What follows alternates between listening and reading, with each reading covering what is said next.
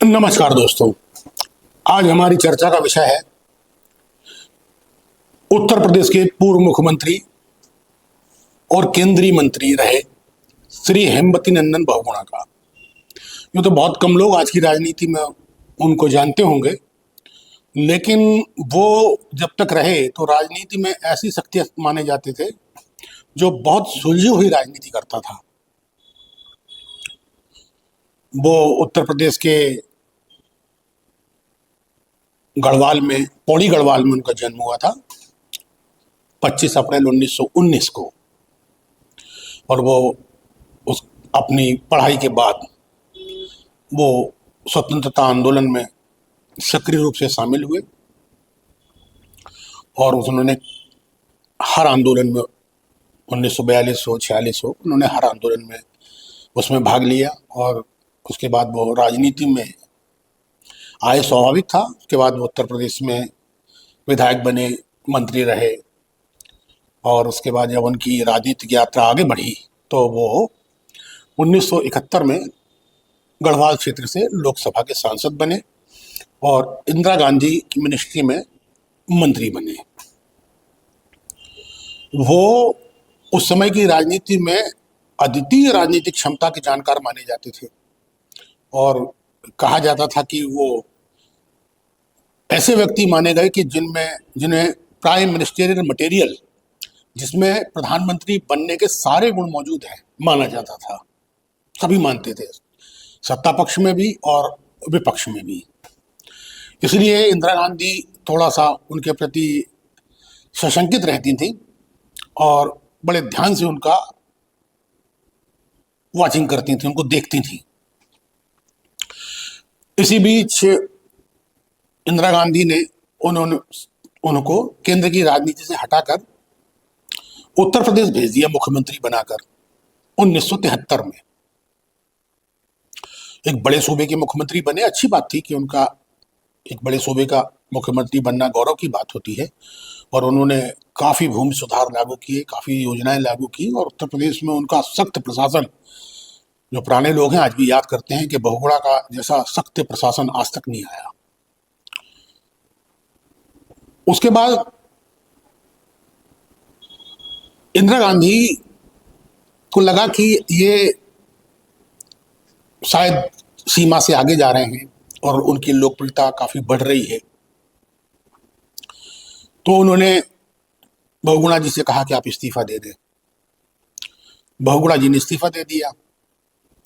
उसके बाद बहुगुणा जी के पास अब कुछ करने को बचा नहीं था, क्योंकि अब वो ना उत्तर प्रदेश में मुख्यमंत्री थे और ना केंद्र में मंत्री थे, तो उनके पास कोई विकल्प नहीं बचा था। इसी बीच इंदिरा गांधी ने इमरजेंसी लागू कर दी और जब इमरजेंसी लागू कर दी तो बहुगुणा जी के पास फिर से सक्रिय राजनीति में सक्रिय होने का अवसर मिला और वो चरण सिंह के साथ जुड़ गए। चरण सिंह की जो दल था वो लोकदल माना कहा जाता था और वो चरण सिंह के लोकदल में शामिल हुए और फिर जनता पार्टी की सरकार बनी तो उसमें वो मंत्री रहे। मोरारजी देसाई के नेतृत्व वाली जनता पार्टी और चरण सिंह के नेतृत्व वाली जनता पार्टी में वो दोनों सरकारों में मंत्री रहे क्रमशः। और उनका जो काम था बहुत उच्च दर्जे का था। और जब वो चरण सिंह की मिनिस्ट्री में फाइनेंस मिनिस्टर बने थे तो भारत की जो जीडीपी थी वो आश्चर्यजनक रूप से ग्रोथ कर गई थी और बड़ा आश्चर्य की बात मानी गई थी पूरे विश्व में कि एकदम से भारत ऐसे माहौल में, ऐसे वातावरण में, जब पूरे विश्व में संकट छाया हुआ है, औद्योगिक संकट छाया हुआ है, आर्थिक संकट छाया हुआ है, तो भारत की जीडीपी कैसे ग्रो कर गई। बहुगुणा जी में क्षमताएं थी, बहुत क्षमतावान व्यक्ति थे।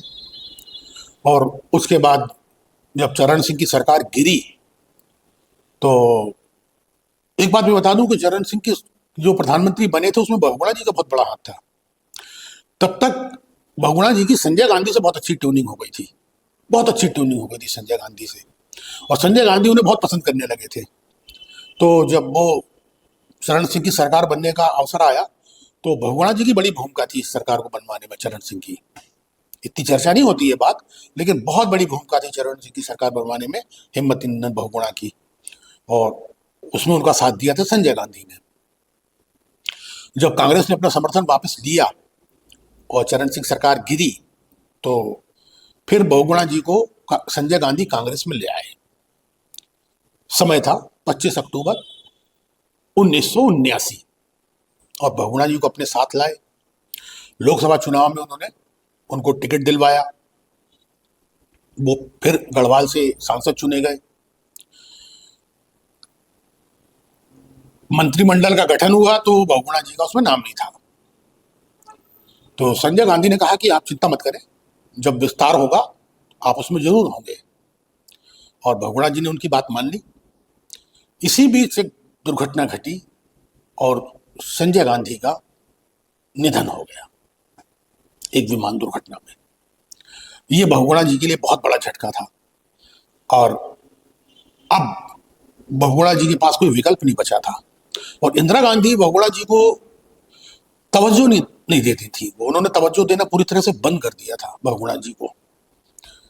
उन्हें लगता था कि संजय गांधी से इनकी जो संबंध है बहुत प्रगाढ़ हैं और वो उसे पसंद नहीं करती थी। और संजय गांधी पूरा सपोर्ट करते थे हेमवती नंदन बहुगुणा का। तो फिर जब संजय गांधी नहीं रहे तो बहुगुणा जी के पास विकल्पहीन हो गए। कोई विकल्प नहीं बचा।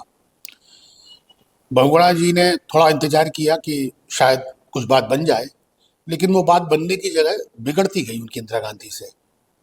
तो इंदिरा गांधी के मन में कहीं ना कहीं संशय था कि जो बहुगुणा जी का व्यक्तित्व है और जो उनकी स्वीकार्यता है उत्तर प्रदेश, हरियाणा वगैरह में आसपास राज्यों में, वो कहीं ना कहीं इस बात से सशंकित रहती थी कि बहुगुणा जी कभी भी राजनीति में कोई भी खेल कर सकते हैं।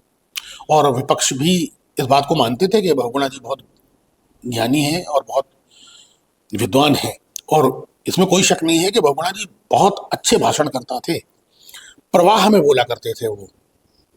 जैसे अटल जी को हमेशा माना गया कि उनमें प्राइम मिनिस्ट्रियल मटेरियल है, यानी प्रधानमंत्री बनने के सारे गुण उनके अंदर हैं, उसी तरह हेमवती नंदन बहुगुणा के बारे में भी कहा जाता था। वो भी प्रवाह में तरीके से बोलते थे, बड़े स्पष्ट बोलते थे, लोग सुनते थे उनकी बातों को। वो बड़ा नाम था उनका इस मामले में। तो इंदिरा गांधी में कोई संभावना नहीं रही, तो इंदिरा फिर उनके पास कोई विकल्प नहीं बचा। उन्होंने लोकसभा से इस्तीफा दे दिया और उपचुनाव हुए। इंदिरा गांधी ने उस उपचुनाव में पूरी ताकत झोंक दी बहुगुणा जी को हराने के लिए। जितना दम था पार्टी का और सरकार का वो लगा दिया, लेकिन बहुगुणा जी अपने क्षेत्र गढ़वाल से चुनाव जीत गए। ये बहुत बड़ी बात थी उस समय। और उसके बाद बहुगुणा जी की राजनीति चली। वो फिर वापस चरण सिंह के साथ चले गए।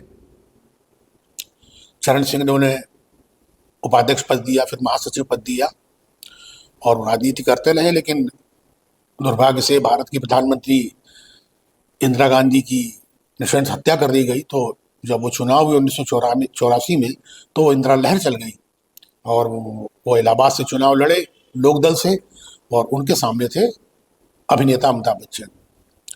अब ऐसी लहर और अमिताभ बच्चन का होना बहुगुणा को भारी पड़ गया और वो चुनाव हार गए।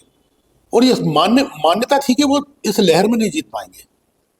स्वाभाविक था, इतना बड़ा स्टार, फिल्म स्टार और ये लहर, तो वो चुनाव में नहीं जीत पाए और चुनाव हार गए।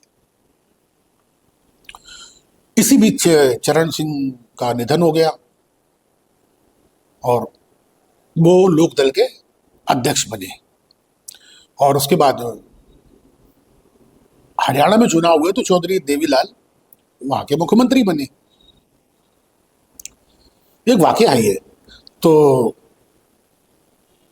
बहुगुणा जी ने देवीलाल की कुछ कार्यशैली और कार्य प्रणाली पर टिप्पणी की, पार्टी से संबंधित और संगठन से संबंधित। तो चौधरी देवीलाल ने कहा कि बहुगुणा जी को सोच समझकर बोलना चाहिए। मैं एक राज्य का मुख्यमंत्री हूं और उन्हें सलाह भी उसी स्तर से, उसी तरीके से देनी चाहिए, उपदेश नहीं देना चाहिए। तो हेमवती नंदन बहुगुणा ने कहा था कि जो आज मुझे मुख्यमंत्री के गरिमा याद दिला रहा है और मुख्यमंत्री की जो उपदेश है वो याद दिला रहा है, उसे ज्ञात होना चाहिए कि उसे वो व्यक्ति उपदेश दे रहा है जिस राज्य का वो मुख्यमंत्री रहा है। उसकी कमिश्नरी भी उस राज्य के बराबर नहीं है जिसका मुख्यमंत्री मुझे उपदेश दे रहा है। यानी उनका कहना यह था कि हरियाणा जैसे जिस राज्य के वो मुख्यमंत्री हैं देवीलाल, उत्तर प्रदेश की एक कमिश्नरी यानी संभाग भी हरियाणा से बड़ा है क्षेत्रफल में और जनसंख्या में। तो ये जवाब था बहुगुणा जी का देवीलाल को। बहुत सक्षम व्यक्ति थे और बहुत ज्ञानी व्यक्ति थे और बड़ा लोकप्रिय भी थे और बड़ा उन्हें प्राइम मिनिस्टर मटेरियल का व्यक्ति कहा जाता था। उस समय बहुत किताबों में, चर्चाओं में इस बात के चर्चे हुआ करते थे, लेकिन आज उनका चर्चा नहीं होता क्योंकि वो अब वो उस दौर रहा नहीं है, वो समय भी नहीं रहा वैसा। लेकिन फिर उनकी राजनीति, वो बीमार पड़ गए और दुर्भाग्य से वो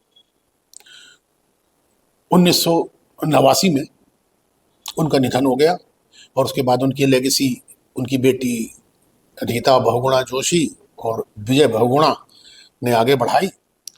जो कुछ इन्हें मिला, कांग्रेस ने उन्हें मुख्यमंत्री बनाया, एक इतिहास दोहराया उनके बेटे को उत्तराखंड में मुख्यमंत्री बनाकर।